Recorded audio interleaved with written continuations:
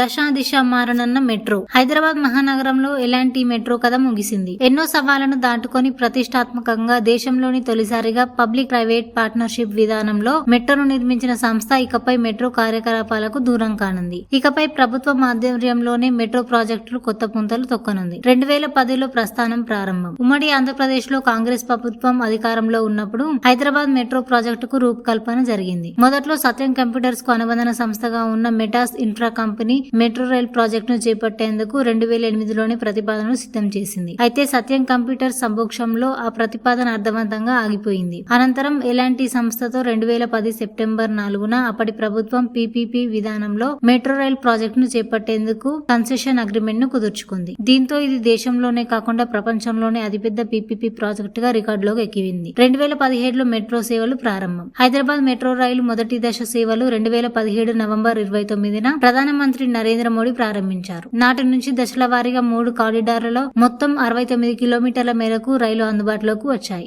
ఉప్పల్, మియాపూర్ లో 2 మెట్రో డిపోలను నిర్మించారు. దెబ్బతీసిన కరోనా. 2020లో వచ్చిన కరోనా కారణంగా 169 రోజుల పాటు మెట్రో రైలు సేవలు నిలిచిపోగా ఎలాంటి మెట్రో సంస్థ ఆర్థికంగా తీవ్ర ఇబ్బందుల్లో పడింది. దీంతో అప్పటి నుంచి తమను ఆదుకోవాలంటూ రాష్ట్ర ప్రభుత్వానికి విజ్ఞప్తి చేస్తూనే ఉంది. ఆశించిన స్థాయిలో ఆదాయం రాకపోవడం, ప్రాజెక్టు నిర్మాణం కోసం అప్పట్లో తీసుకున్న రుణాలు, వాటికి చెల్లించాల్సిన వడ్డీతో అప్పుల భారం పెరిగిపోవడంతో సంస్థ ఆర్థికంగా కొట్టుమిట్టులాడింది. దీంతో తాజాగా జరిగిన చర్చల తర్వాత ప్రాజెక్టును పూర్తిగా రాష్ట్ర ప్రభుత్వానికి అప్పగించేందుకు ఎలాంటి మెట్రో సంస్థ